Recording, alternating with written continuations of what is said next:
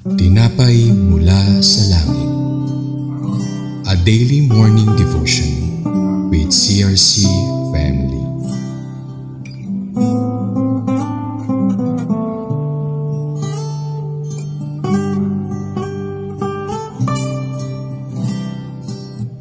Isang mapagpalang umaga, kapatid. Narito tayo muli upang simulan ang araw natin kasama ang salita ng Diyos bilang gabay. Tayo ay dumako muna sa isang maikling panalangin. Panginoong Diyos, maraming salamat po sa panibagong araw, panibagong umaga na ipinagkaloob mo sa amin. Naway gabayan mo po kami at ikaw ang manguna sama ng banal na Espiritu sa aming pagbubulay-bulay na iyong mga salita. Naway ang mga mensaheng gusto mong maiparating ay maihatid ngayong umaga sa bawat isa sa amin. Pangalan ng Anak na si Jesus. Amen. Ang ating pong pagninilay-nilayan ngayong umaga ay matatagpuan sa Joshua chapter 3 verse 2 to 5 na may pamagat na The Ark of God will lead the way. Ating pong basahin ang mga bersikulo. After 3 days, the leaders of the people went throughout the camp, giving orders to the people, watch for the priests of the tribe of Levi to lift the Ark of the covenant of Yahweh your God. When it starts moving, follow it so you'll know which way to go. Since you've never marched this way before, follow about a half mile behind the ark. Don't go near it. Joshua instructed the people, get yourselves ready, set yourselves apart for Yahweh. Tomorrow, Yahweh will perform for us great miracles. Pagpalain ang salita ng Diyos. Sa ating pong mga binasa, alam natin na lumibot ang mga leader para sabihin na kapag nakita nilang dala ng mga paring Levita ang kaban ng tipan ng Diyos, ay susunod or sumunod sila. Pero ano nga ba yung kaban ng tipan ng Diyos? Alam natin na ito ay isa na lamang na isang pagbabalik tanaw dahil alam na natin yung kaban ng tipan ng Diyos. Dahil ito ay natanggap ni Moises, yung utos na gumawa ng kaban ng tipan na gawa sa kahoy ng akasya sa Exodus 25 verse 10. And it was designed to be a symbol of the presence of God. Sa loob ay may tableta na may 10 utos, kung saan sinabi yun sa Exodus 25:16, at meron din ditong banga ng mana bilang tanda ng pag-alala na naglaan ng Panginoon ng tinapay pagkatapos makatakas ang mga Israelita sa Ehipto, na siyang sinabi naman sa Exodus 16:33-34, at ang tungkod ni Aaron na sumasagisag sa ibinigay na pamumuno at pagkasaserdote ng Diyos sa mga bilang 27 verse 10. And it was said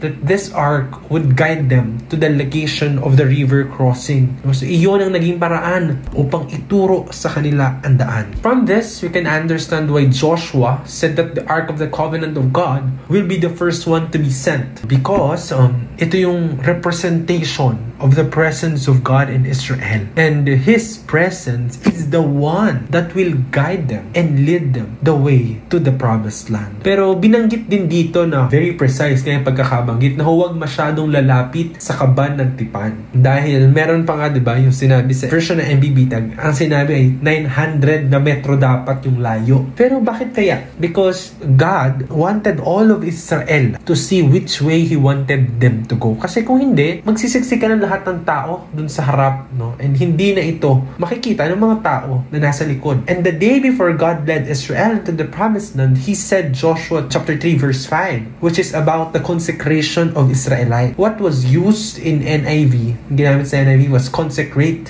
which means, katulad sa binasa natin kanina na TPT version, to set yourself apart from common things. No? So just as God opened the Red Sea to deliver them from the hands of the Egyptians, He will do the same by opening the Jordan River and bringing them to the promised land. At ayon nga sa The Lakmang Foundation, aking tinignan, the Hebrew word for consecrate is kadosh, no? Meaning to prepare, yung bang to dedicate, to be holy, to be separate, to set apart. So God wants them to purify themselves, and God wants them to repent of any and every sin, just like what He said in Isaiah 59 verse 1 to 2. In these verses, it reminds us of how God is a great planner. He has planned even the smallest details of our life. How God led the Israelites in their way, He will also lead us in our way, going in the right direction destined for us. But we also need to prepare. we need to consecrate ourselves. We need to purify and clean our minds, our hearts, and our souls. Kagaya ng sinabi sa James 4:8, sa Ezekiel 36:25-27, that I will give you a new heart.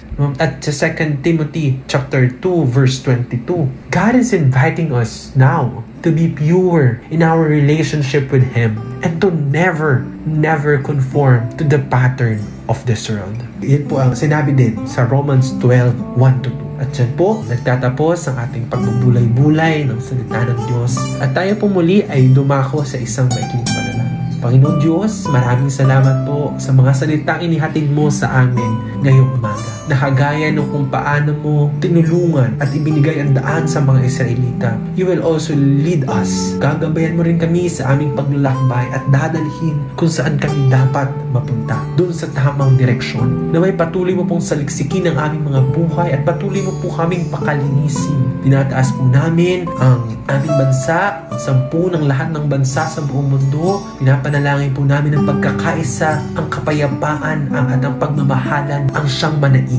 Nataas po namin ang lahat na ito sa iyo sa pangalan ng iyong anak na si Jesus. Amen. Muli, maraming salamat mga kapatid sa pagsama sa atin sa umagang ito at patuloy po nating suportahan ang ating programa upang mas marami pa ang maabot ng salita ng Diyos na magliligtas sa lahat at magbibigay kapanatagan. Muli, magandang umaga at pagpalain nawa po tayo ng may kapal.